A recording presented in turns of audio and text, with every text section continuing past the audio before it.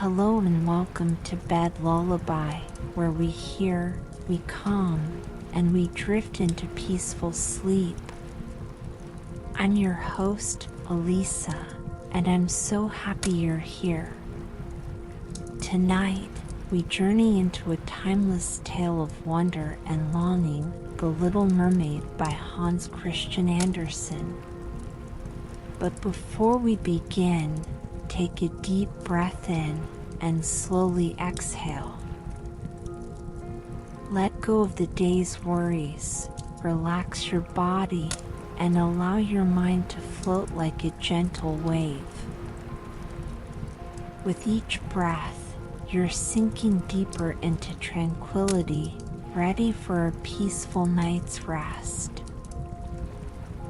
If you enjoy these soothing bedtime stories, don't forget to like this video and subscribe to Bed Lullaby for more relaxing journeys into sleep.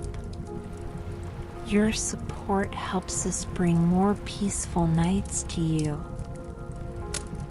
Now, let's dive into the deep blue sea, where beneath the waves, in a palace of coral and pearl, a young mermaid dreams of a world beyond her own.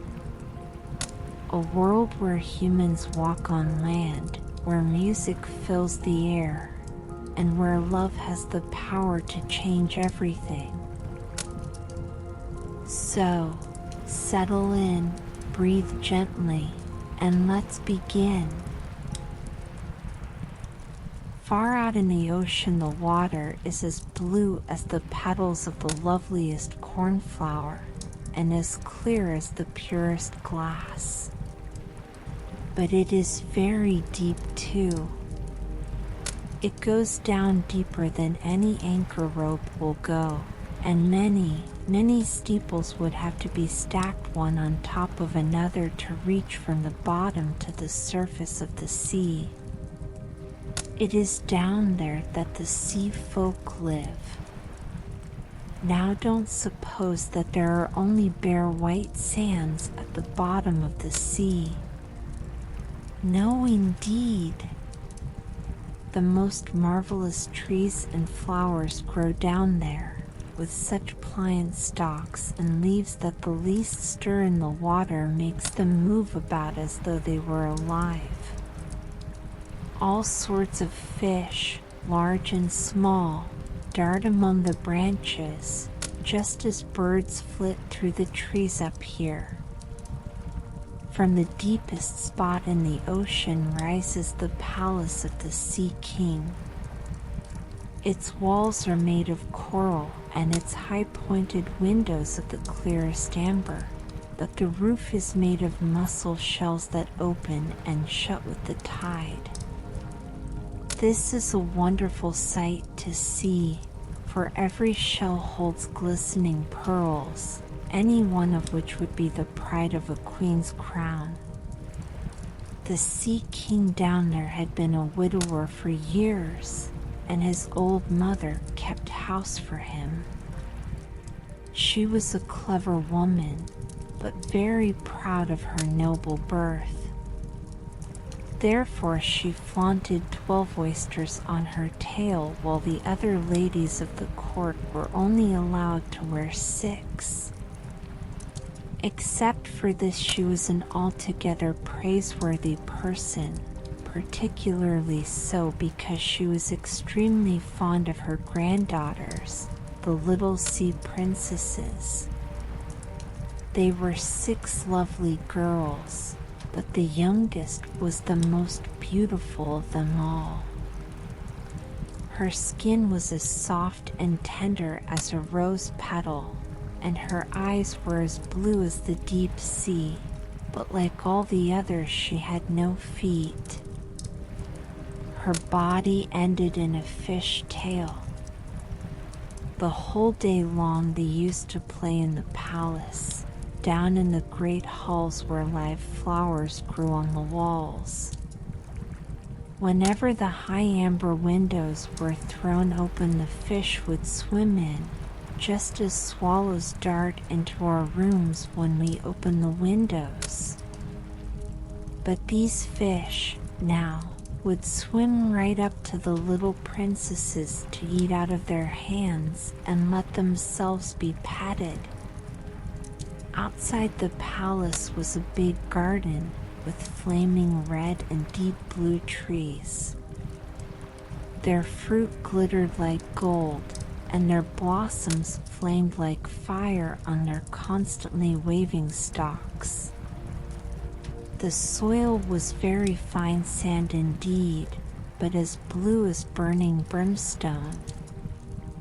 A strange blue veil lay over everything down there. You would have thought yourself aloft in the air with only the blue sky above and beneath you, rather than down at the bottom of the sea. When there was a dead calm, you could just see the sun, like a scarlet flower with light streaming from its calyx. Each little princess had her own small garden plot where she could dig and plant whatever she liked. One of them made her little flower bed in the shape of a whale.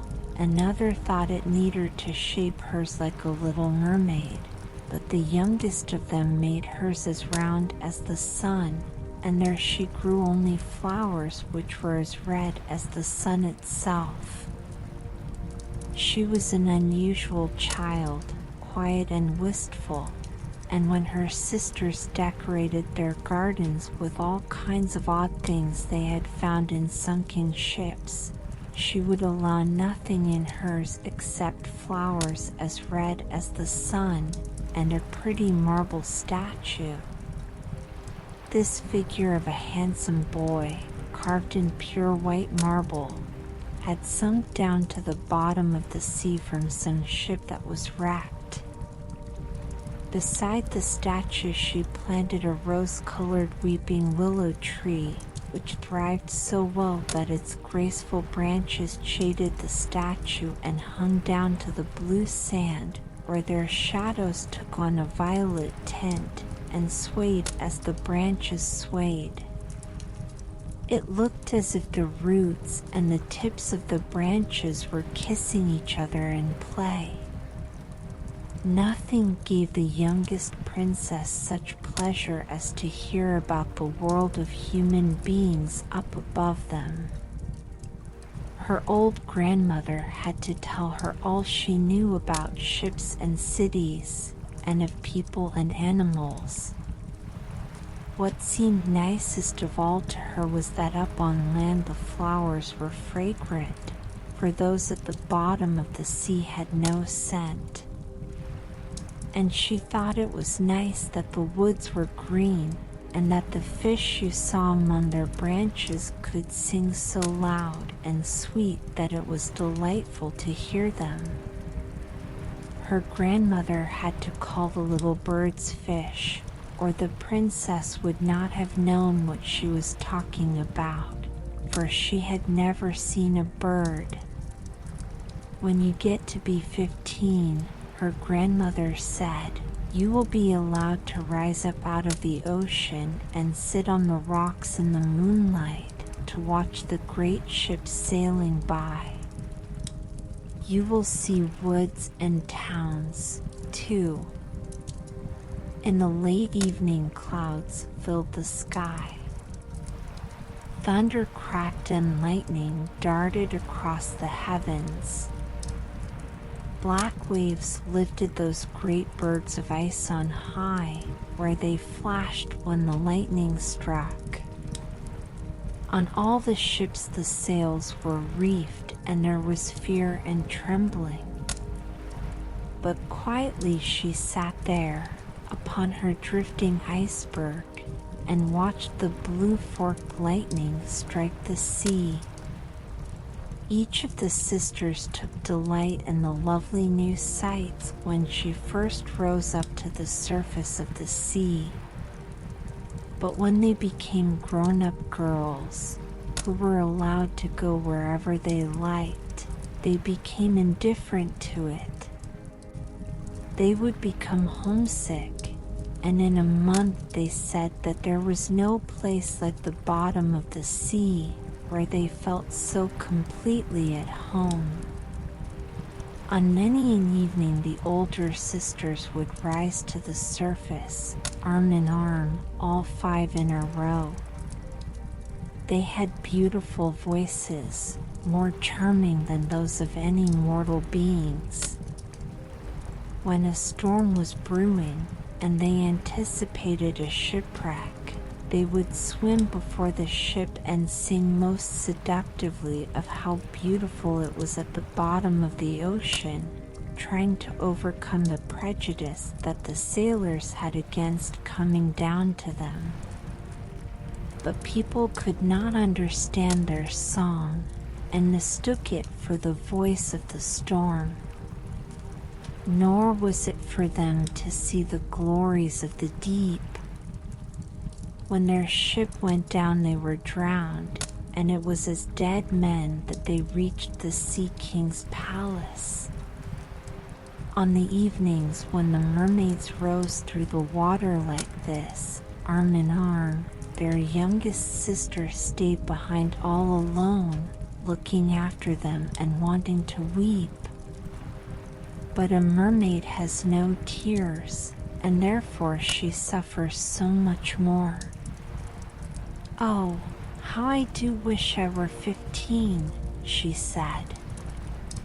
"I know I shall love that world up there and all the people who live in it." And at last she too came to be 15. "Now I'll have you off my hands," said her grandmother, the old Queen Dowager. "Come, let me adorn you like your sisters." In the little maid's hair she put a wreath of white lilies, each petal of which was formed from half of a pearl. And the old queen let 8 big oysters fasten themselves to the princess's tail as a sign of her high rank. "But that hurts," said the little mermaid. "You must put up with a good deal to keep up appearances," her grandmother told her. Oh, how gladly she would have shaken off all these decorations and laid aside the cumbersome wreath. The red flowers in her garden were much more becoming to her, but she didn't dare to make any changes.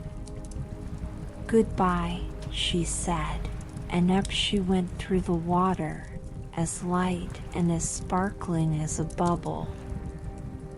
The sun had just gone down when her head rose above the surface, but the clouds still shone like golden roses, and in the delicately tinted sky sparkled the clear gleam of the evening star. The air was mild and fresh, and the sea unruffled. A great 3-master lay in view with only one of all its sails set, for there was not even the whisper of a breeze, and the sailors idled about in the rigging and on the yards.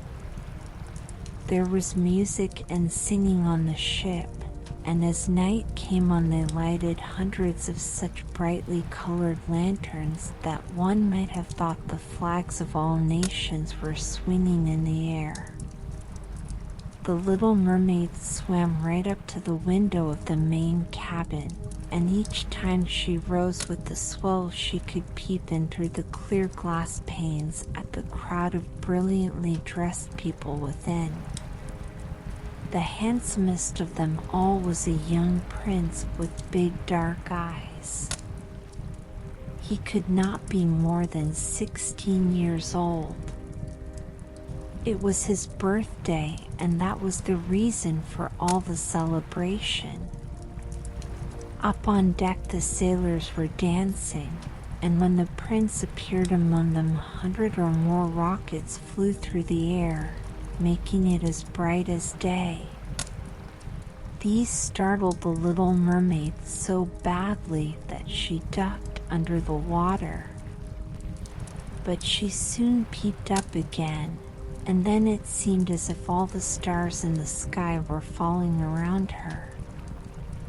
Never had she seen such fireworks. Great suns spun around, splendid firefish floated through the blue air, and all these things were mirrored in the crystal clear sea. It was so brilliantly bright that you could see every little rope of the ship, and the people could be seen distinctly. Oh, how handsome the young prince was! He laughed, and he smiled and shook people by the hand, while the music rang out in the perfect evening. It got very late, but the Little Mermaid could not take her eyes off the ship and the handsome prince. The brightly colored lanterns were put out, no more rockets flew through the air, and no more cannon boomed. But there was a mutter and rumble deep down in the sea, and the swell kept bouncing her up so high that she could look into the cabin. Now the ship began to sail. Canvas after canvas was spread in the wind, the waves rose high, great clouds gathered, and lightning flashed in the distance.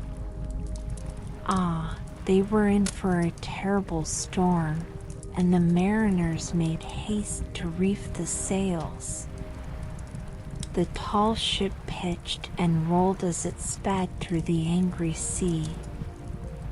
The waves rose up like towering black mountains, as if they would break over the masthead, but the swan-like ship plunged into the valleys between such waves, and emerged to ride their lofty heights. To the Little Mermaid this seemed good sport, but to the sailors it was nothing of the sort. The ship creaked and labored, thick timbers gave way under the heavy blows, waves broke over the ship, the mainmast snapped in two like a reed, the ship listed over on its side, and water burst into the hold. Now the Little Mermaid saw that people were in peril, and that she herself must take care to avoid the beams and wreckage tossed about by the sea. One moment it would be black as pitch, and she couldn't see a thing. Next moment the lightning would flash so brightly that she could distinguish every soul on board. Everyone was looking out for himself as best he could. She watched closely for the young prince, and when the ship split in two, she saw him sink down in the sea. At first she was overjoyed that he would be with her, but then she recalled that human people could not live under the water, and he could only visit her father's palace as a dead man. No, he should not die. So she swam in among all the floating planks and beams, completely forgetting that they might crush her. She dived through the waves and rode their crests, until at length she reached the young prince, who was no longer able to swim in that raging sea. His arms and legs were exhausted, his beautiful eyes were closing, and he would have died if the Little Mermaid had not come to help him. She held his head above water, and let the waves take them wherever the waves went. At daybreak, when the storm was over, not a trace of the ship was in view. The sun rose out of the waters, red and bright, and its beams seemed to bring the glow of life back to the cheeks of the prince, but his eyes remained closed. The mermaid kissed his high and shapely forehead. As she stroked his wet hair in place, It seemed to her that he looked like that marble statue in her little garden. She kissed him again and hoped that he would live. She saw dry land rise before her in high blue mountains, topped with snow as glistening white as if a flock of swans were resting there. Down by the shore were splendid green woods, and in the foreground stood a church, or perhaps a convent. She didn't know which, but anyway it was a building. Orange and lemon trees grew in its garden, and tall palm trees grew beside the gateway. Here the sea formed a little harbor, quite calm and very deep. Fine white sand had been washed up below the cliffs. She swam there with the handsome prince and stretched him out on the sand, taking special care to pillow his head up high in the warm sunlight. The bells began to ring in the great white building, and a number of young girls came out into the garden. The Little Mermaid swam away behind some tall rocks that stuck out of the water. She covered her hair and her shoulders with foam so that no one could see her tiny face, and then she watched to see who would find the poor prince. In a little while one of the young girls came upon him. She seemed frightened, but only for a minute. Then she called more people. The mermaid watched the prince regain consciousness and smile at everyone around him. But he did not smile at her, for he did not even know that she had saved him. She felt very unhappy, and when they led him away to the big building, she dived sadly down into the water and returned to her father's palace. She had always been quiet and wistful, and now she became much more so. Her sisters asked her what she had seen on her first visit up to the surface, but she would not tell them a thing. Many evenings and many mornings she revisited the spot where she had left the prince. She saw the fruit in the garden ripened and harvested, and she saw the snow on the high mountain melted away, but she did not see the prince, so each time she came home sadder than she had left. It was her one consolation to sit in her little garden and throw her arms about the beautiful marble statue that looked so much like the prince. But she took no care of her flowers now. They overgrew the paths until the place was a wilderness, and their long stalks and leaves became so entangled in the branches of the tree that it cast a gloomy shade. Finally, she couldn't bear it any longer. She told her secret to one of her sisters. Immediately, all the other sisters heard about it.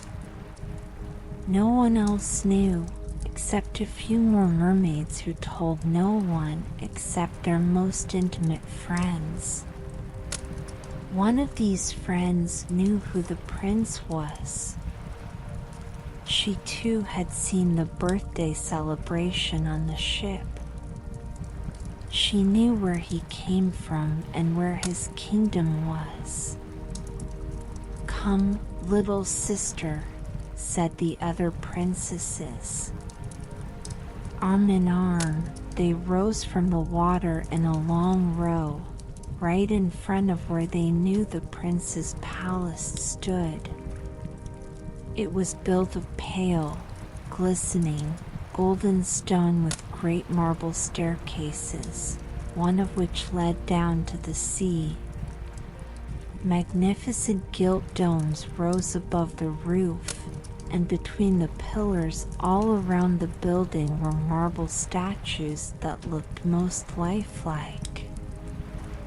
Through the clear glass of the lofty windows one could see into the splendid halls, with their costly silk hangings and tapestries, and walls covered with paintings that were delightful to behold. In the center of the main hall a large fountain played its columns of spray up to the glass-domed roof, through which the sun shone down on the water and upon the lovely plants that grew in the big basin. Now that she knew where he lived, many an evening and many a night she spent there in the sea. She swam much closer to shore than any of her sisters would dare venture, and she even went far up a narrow stream under the splendid marble balcony that cast its long shadow in the water. Here she used to sit and watch the young prince when he thought himself quite alone in the bright moonlight. On many evenings she saw him sail out in his fine boat, with music playing and flags a-flutter. She would peep out through the green rushes, and if the wind blew her long silver veil, anyone who saw it mistook it for a swan spreading its wings. On many nights she saw the fishermen come out to sea with their torches, and heard them tell about how kind the young prince was. This made her proud to think that it was she who had saved his life when he was buffeted about, half dead among the waves. And she thought of how softly his head had rested on her breast, and how tenderly she had kissed him, though he knew nothing of all this, nor could he even dream of it.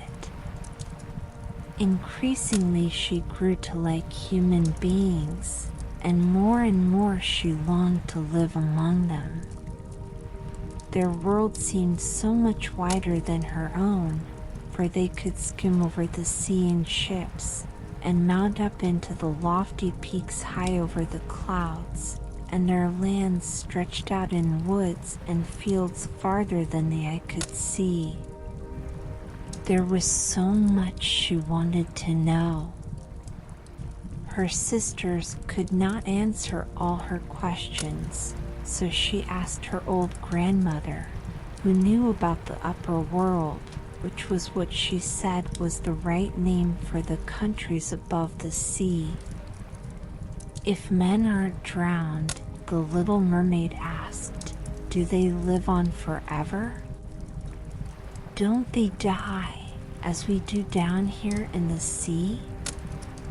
Yes, the old lady said, they too must die, and their lifetimes are even shorter than ours. We can live to be 300 years old, but when we perish we turn into mere foam on the sea, and haven't even a grave down here among our dear ones. We have no immortal soul, no life hereafter. We are like the green seaweed once cut down, it never grows again. Human beings, on the contrary, have a soul which lives forever, long after their bodies have turned to clay. It rises through thin air, up to the shining stars. Just as we rise through the water to see the lands on earth, so men rise up to beautiful places unknown, which we shall never see. Why weren't we given an immortal soul? The Little Mermaid sadly asked. I would gladly give up my 300 years if I could be a human being only for a day, and later share in that heavenly realm. You must not think about that, said the old lady. We fare much more happily and are much better off than the folk up there.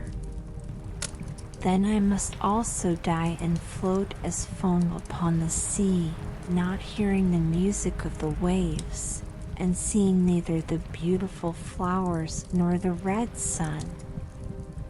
Can't I do anything at all to win an immortal soul? No, her grandmother answered, not unless a human being loved you so much that you meant more to him than his father and mother. If his every thought and his whole heart cleaved to you so that he would let a priest join his right hand to yours and would promise to be faithful here and throughout all eternity, then his soul would dwell in your body, and you would share in the happiness of mankind. He would give you a soul and yet keep his own. But that can never come to pass. The very thing that is your greatest beauty here in the sea, your fish tail, would be considered ugly on land. They have such poor taste that to be thought beautiful there you have to have two awkward props which they call legs. The little mermaid sighed and looked unhappily at her fish tail. Come, let us be gay, the old lady said. Let us leap and bound throughout the 300 years that we have to live. Surely that is time and to spare, and afterwards we shall be glad enough to rest in our graves. We are holding a court ball this evening. This was a much more glorious affair than is ever to be seen on earth. The walls and the ceiling of the great ballroom were made of massive but transparent glass. Many hundreds of huge rose-red and grass-green shells stood on each side in rows, with the blue flames that burned in each shell illuminating the whole room and shining through the walls so clearly that it was quite bright in the sea outside. You could see the countless fish, great and small, swimming toward the glass walls.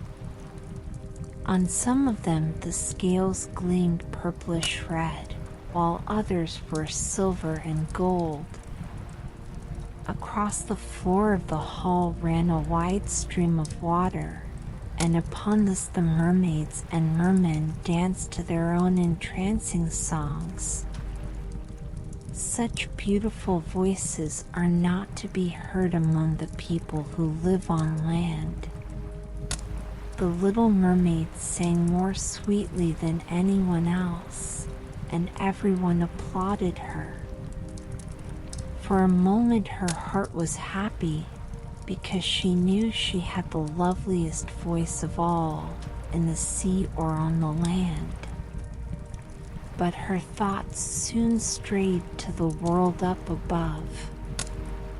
She could not forget the charming prince, nor her sorrow that she did not have an immortal soul like his. Therefore she stole out of her father's palace, and, while everything there was song and gladness, she sat sadly in her own little garden. Then she heard a bugle call through the water, and she thought, that must mean he is sailing out there, he whom I love more than my father or mother, he of whom I am always thinking, and in whose hands I would so willingly trust my lifelong happiness. I dare do anything to win him and to gain an immortal soul. While my sisters are dancing here, in my father's palace, I shall visit the sea witch of whom I have always been so afraid. Perhaps she will be able to advise me and help me. The little mermaid set out from her garden toward the whirlpools that raged in front of the witch's dwelling. She had never gone that way before. No flowers grew there, nor any seaweed, bare and gray, the sands extended to the whirlpools, where like roaring mill wheels the waters whirled and snatched everything within their reach down to the bottom of the sea. Between these tumultuous whirlpools she had to thread her way to reach the witch's waters, and then for a long stretch the only trail lay through a hot seething mire, which the witch called her peat marsh.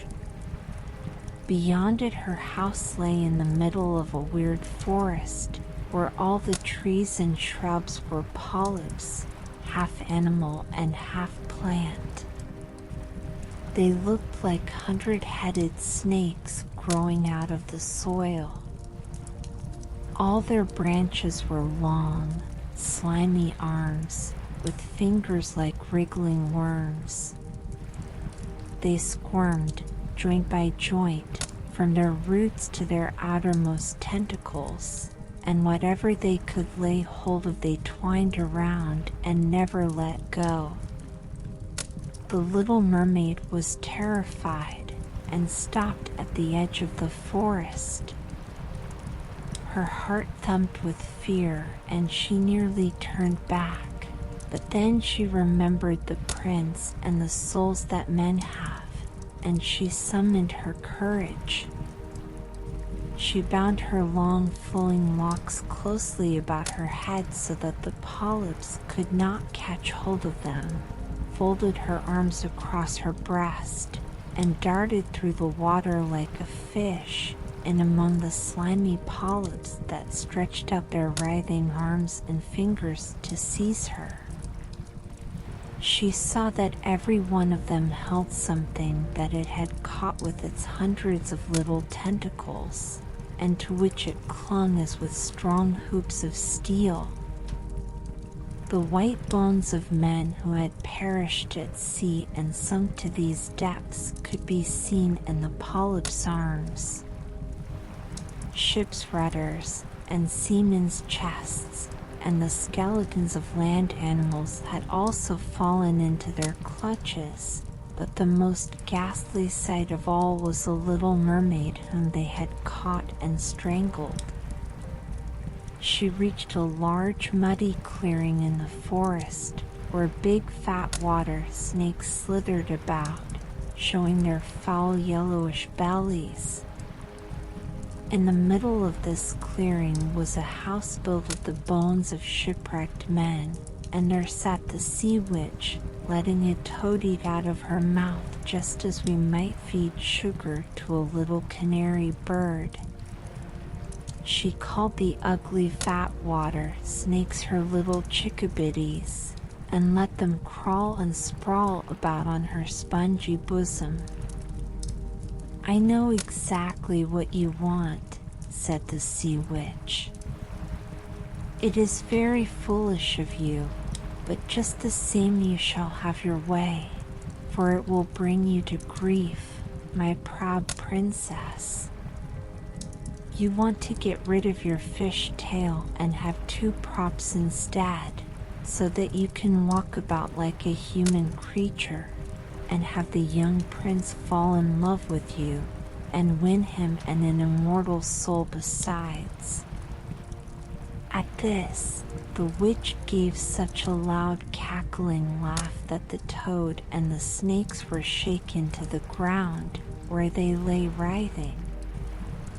"You are just in time," said the witch. "After the sun comes up tomorrow, a whole year would have to go by before I could be of any help to you.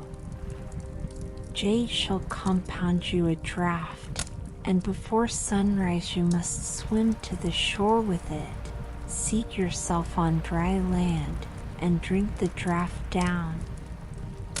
Then your tail will divide and shrink until it becomes what the people on earth call a pair of shapely legs.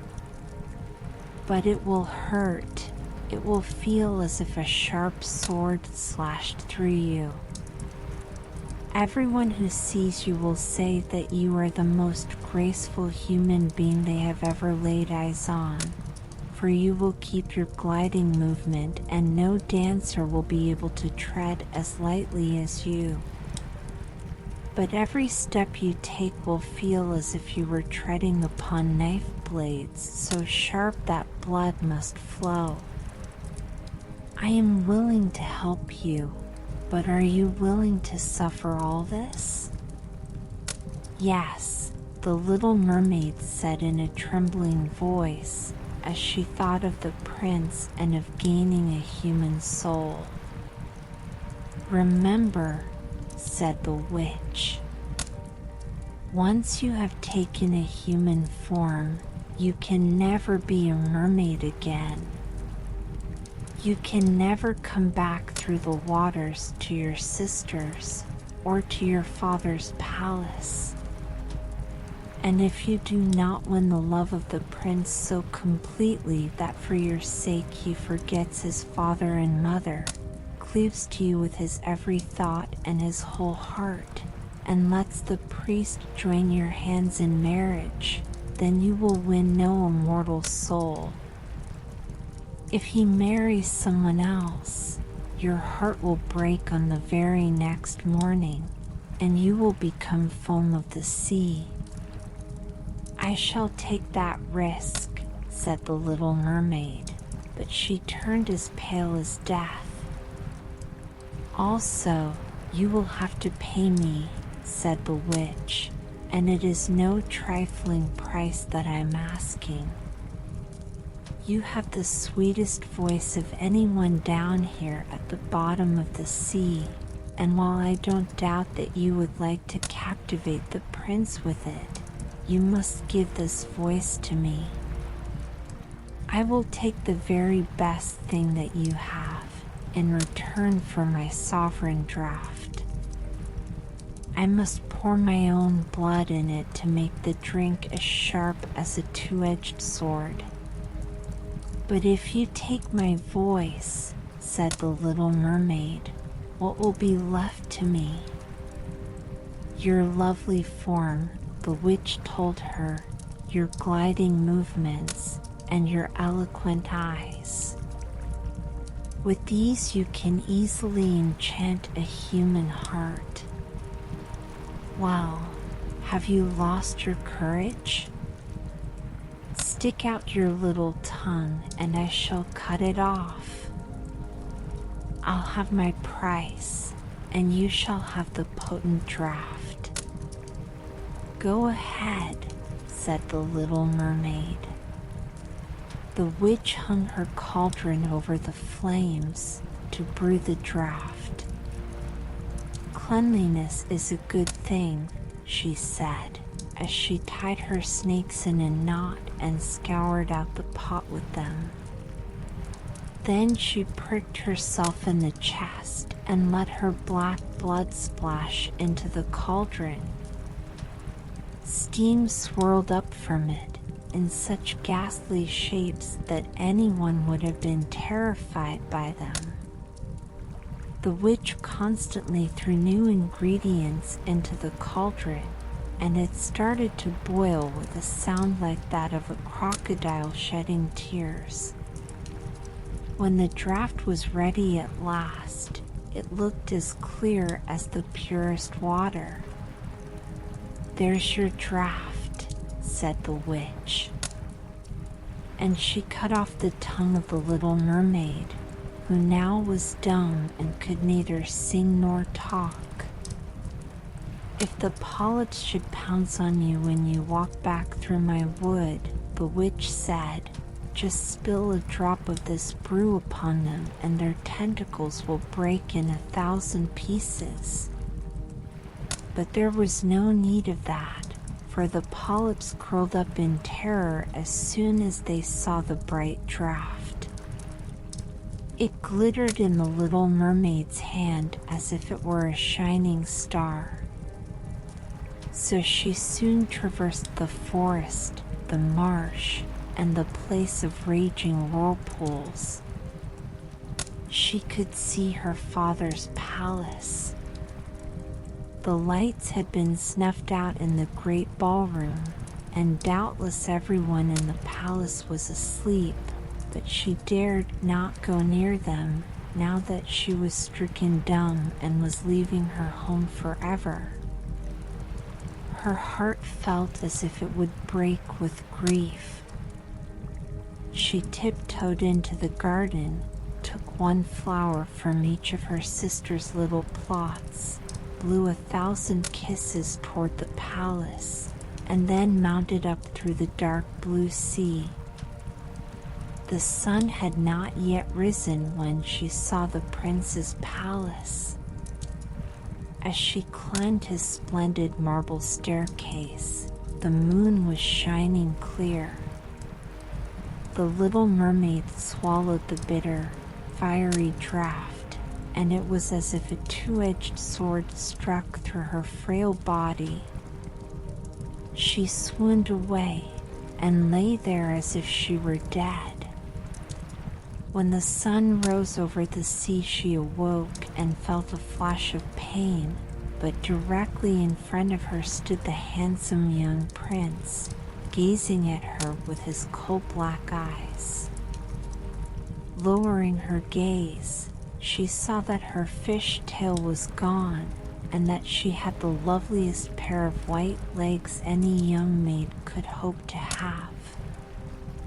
But she was naked, so she clothed herself in her own long hair. The prince asked who she was and how she came to be there. Her deep blue eyes looked at him tenderly but very sadly, for she could not speak. Then he took her hand and led her into his palace. Every footstep felt as if she were walking on the blades and points of sharp knives, just as the witch had foretold, but she gladly endured it. She moved as lightly as a bubble as she walked beside the prince. He and all who saw her marveled at the grace of her gliding walk. Once clad in the rich silk and muslin garments that were provided for her, she was the loveliest person in all the palace, though she was dumb and could neither sing nor speak. Beautiful slaves, attired in silk and cloth of gold, came to sing before the prince and his royal parents. One of them sang more sweetly than all the others, and when the prince smiled at her and clapped his hands, the little mermaid felt very unhappy, for she knew that she herself used to sing much more sweetly. Oh, she thought, if he only knew that I parted with my voice forever so that I could be near him. Graceful slaves now began to dance to the most wonderful music. Then the little mermaid lifted her shapely white arms, rose up on the tips of her toes, and skimmed over the floor. No one had ever danced so well. Each movement set off her beauty to better and better advantage, and her eyes spoke more directly to the heart than any of the singing slaves could do. She charmed everyone, and especially the prince, who called her his dear little foundling. She danced time and again, though every time she touched the floor she felt as if she were treading on sharp-edged steel. The prince said he would keep her with him always, and that she was to have a velvet pillow to sleep on outside his door. He had a page's suit made for her, so that she could go with him on horseback. They would ride through the sweet scented woods, where the green boughs brushed her shoulders, and where the little birds sang among the fluttering leaves. She climbed up high mountains with the prince, and though her tender feet bled so that all could see it, she only laughed and followed him on until they could see the clouds driving far below, like a flock of birds in flight to distant lands. At home in the prince's palace, while the others slept at night, she would go down the broad marble steps to cool her burning feet in the cold sea water, and then she would recall those who lived beneath the sea. One night her sisters came by, arm in arm, singing sadly as they breasted the waves. When she held out her hands toward them, they knew who she was and told her how unhappy she had made them all. They came to see her every night after that, and once far, far out to sea, she saw her old grandmother, who had not been up to the surface this many a year. With her was the Sea King, with his crown upon his head. They stretched out their hands to her, but they did not venture so near the land as her sisters had. Day after day she became more dear to the prince, who loved her as one would love a good little child, but he never thought of making her his queen. Yet she had to be his wife, or she would never have an immortal soul, and on the morning after his wedding she would turn into foam on the waves. "Don't you love me best of all?" The little mermaid's eyes seemed to question him when he took her in his arms and kissed her lovely forehead. "Yes, you are most dear to me," said the prince, "for you have the kindest heart. You love me more than anyone else does, and you look so much like a young girl I once saw but never shall find again. I was on a ship that was wrecked, and the waves cast me ashore near a holy temple where many young girls performed the rituals. The youngest of them found me beside the sea and saved my life. Though I saw her no more than twice, she is the only person in all the world whom I could love. But you are so much like her that you almost replace the memory of her in my heart. She belongs to that holy temple, therefore it is my good fortune that I have you. We shall never part." Alas, he doesn't know it was I who saved his life, the little mermaid thought. I carried him over the sea to the garden where the temple stands. I hid behind the foam and watched to see if anyone would come. I saw the pretty maid he loves better than me. A sigh was the only sign of her deep distress, for a mermaid cannot cry. He says that the other maid belongs to the holy temple. She will never come out into the world, so they will never see each other again. It is I who will care for him, love him, and give all my life to him. Now rumors arose that the prince was to wed the beautiful daughter of a neighboring king, and that it was for this reason he was having such a superb ship made ready to sail. The rumor ran that the prince's real interest in visiting the neighboring kingdom was to see the king's daughter, and that he was to travel with a lordly retinue. The little mermaid shook her head and smiled, for she knew the prince's thoughts far better than anyone else did. "I am forced to make this journey," he told her. "I must visit the beautiful princess, for this is my parents' wish, but they would not have me bring her home as my bride against my own will, and I can never love her." She does not resemble the lovely maiden in the temple, as you do, and if I were to choose a bride, I would sooner choose you, my dear mute foundling with those telling eyes of yours." And he kissed her on the mouth, fingered her long hair, and laid his head against her heart so that she came to dream of mortal happiness and an immortal soul. "I trust you aren't afraid of the sea, my silent child," he said, as they went on board the magnificent vessel that was to carry them to the land of the neighboring king. And he told her stories of storms, of ships becalmed, of strange deep-sea fish, and of the wonders that divers have seen.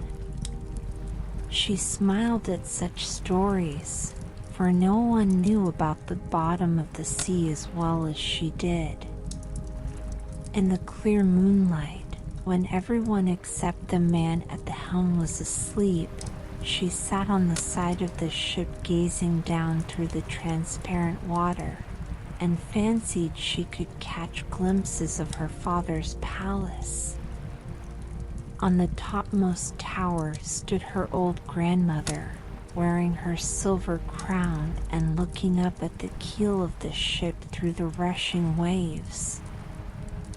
Then her sisters rose to the surface, looked at her sadly, and wrung their white hands. She smiled and waved, trying to let them know that all went well and that she was happy. But along came the cabin boy, and her sisters dived out of sight so quickly that the boy supposed the flash of white he had seen was merely foam on the sea. Next morning the ship came into the harbor of the neighboring king's glorious city. All the church bells chimed, and trumpets were sounded from all the high towers, while the soldiers lined up with flying banners and glittering bayonets. Every day had a new festivity, as one ball or levee followed another, but the princess was still to appear. They said she was being brought up in some faraway sacred temple, where she was learning every royal virtue. But she came at last. The Little Mermaid was curious to see how beautiful this princess was, and she had to grant that a more exquisite figure she had never seen. The princess's skin was clear and fair, and behind the long, dark lashes her deep blue eyes were smiling and devoted. "It was you," the prince cried. "You are the one who saved me when I lay like a dead man beside the sea." He clasped the blushing bride of his choice in his arms. "Oh, I am happier than a man should be," he told his little mermaid. "My fondest dream, that which I never dared to hope, has come true. You will share in my great joy, for you love me more than anyone does." The Little Mermaid kissed his hand and felt that her heart was beginning to break. For the morning after his wedding day would see her dead and turn to watery foam. All the church bells rang out, and heralds rode through the streets to announce the wedding. Upon every altar sweet scented oils were burned in costly silver lamps. The priests swung their censers, the bride and the bridegroom joined their hands, and the bishop blessed their marriage. The Little Mermaid, clothed in silk and cloth of gold, held the bride's train, but she was deaf to the wedding march and blind to the holy ritual. Her thought turned on her last night upon earth, and on all she had lost in this world.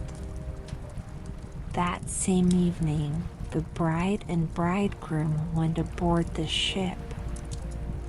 Cannon thundered and banners waved. On the deck of the ship, a royal pavilion of purple and gold was set up and furnished with luxurious cushions. Here the wedded couple were to sleep on that calm, clear night. The sails swelled in the breeze, and the ship glided so lightly that it scarcely seemed to move over the quiet sea. All nightfall brightly colored lanterns were lighted, and the mariners merrily danced on the deck. The Little Mermaid could not forget that first time she rose from the depths of the sea and looked on it such pomp and happiness. Light as a swallow pursued by his enemies, she joined in the whirling dance. Everyone cheered her, for never had she danced so wonderfully. Her tender feet felt as if they were pierced by daggers, but she did not feel it. Her heart suffered far greater pain. She knew that this was the last evening that she ever would see him for whom she had forsaken her home and family, for whom she had sacrificed her lovely voice and suffered such constant torment, while he knew nothing of all these things. It was the last night that she would breathe the same air with him, or look upon deep waters or the star fields of the blue sky. A never-ending night, without thought and without dreams, awaited her who had no soul and could not get one. The merrymaking lasted long after midnight, yet she laughed and danced on despite the thought of death she carried in her heart. The prince kissed his beautiful bride, and she toyed with his coal-black hair. Hand in hand, they went to rest in the magnificent pavilion. A hush came over the ship. Only the helmsman remained on deck as the Little Mermaid leaned her white arms on the bulwarks and looked to the east to see the first red hint of daybreak, for she knew that the first flash of the sun would strike her dead. Then she saw her sisters rise up among the waves. They were as pale as she, and there was no sign of their lovely long hair that the breezes used to blow. It had all been cut off. "We have given our hair to the witch," they said, "so that she would send you help and save you from death tonight. She gave us a knife. Here it is. See the sharp blade. Before the sun rises, you must strike it into the prince's heart, and when his warm blood bathes your feet, they will grow together and become a fish tail. Then you will be a mermaid again, able to come back to us in the sea and live out your 300 years before you die and turn into dead salt sea foam. Make haste. Here you must die before sunrise. Our old grandmother is so grief-stricken that her white hair is falling fast, just as ours did under the witch's scissors. Kill the prince and come back to us. Hurry! Hurry! See that red glow in the heavens. In a few minutes the sun will rise and you must die." So saying, they gave a strange deep sigh and sank beneath the waves. The Little Mermaid parted the purple curtains of the tent and saw the beautiful bride asleep with her head on the prince's breast. The mermaid bent down and kissed his shapely forehead. She looked at the sky, fast reddening for the break of day. She looked at the sharp knife and again turned her eyes toward the prince, who in his sleep murmured the name of his bride. His thoughts were all for her, and the knife blade trembled in the mermaid's hand. But then she flung it from her, far out over the waves. Where it fell, the waves were red, as if bubbles of blood seethed in the water. With eyes already glazing, she looked once more at the prince, hurled herself over the bulwarks into the sea, and felt her body dissolve in foam. The sun rose up from the waters. Its beams fell, warm and kindly, upon the chill sea foam, and the little mermaid did not feel the hand of death. In the bright sunlight overhead, she saw hundreds of fairy ethereal beings. They were so transparent that through them she could see the ship's white sails and the red clouds in the sky. Their voices were sure music, but so spirit-like that no human ear could detect the sound, just as no eye on earth could see their forms. Without wings, they floated as light as the air itself. The little mermaid discovered that she was shaped like them, and that she was gradually rising up out of the foam. "Who are you, toward whom I rise?" she asked, and her voice sounded like those above her, so spiritual that no music on earth could match it. "We are the daughters of the air," they answered. "A mermaid has no immortal soul, and can never get one unless she wins the love of a human being. Her eternal life must depend upon a power outside herself. The daughters of the air do not have an immortal soul either, but they can earn one by their good deeds. We fly to the south, where the hot poisonous air kills human beings unless we bring cool breezes. We carry the scent of flowers through the air, bringing freshness and healing balm wherever we go. When for 300 years we have tried to do all the good that we can, we are given an immortal soul and a share in mankind's eternal bliss. You, poor little mermaid, have tried with your whole heart to do this too. Your suffering and your loyalty have raised you up into the realm of airy spirits, and now in the course of 300 years you may earn by your good deeds a soul that will never die." The little mermaid lifted her clear bright eyes toward God's sun, and for the first time her eyes were wet with tears.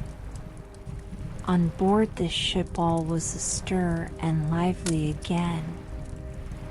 She saw the prince and his fair bride in search of her. Then they gazed sadly into the seething foam, as if they knew she had hurled herself into the waves. Unseen by them, she kissed the bride's forehead, smiled upon the prince, and rose up with the other daughters of the air to the rose-red clouds that sailed on high. This is the way that we shall rise to the kingdom of God after 300 years have passed. We may get there even sooner, one spirit whispered. Unseen, we fly into the homes of men where there are children, And for every day on which we find a good child who pleases his parents and deserves their love, God shortens our days of trial. The child does not know when we float through his room, but when we smile at him in approval, 1 year is taken from our 300. But if we see a naughty, mischievous child, we must shed tears of sorrow, and each tear adds a day to the time of our trial.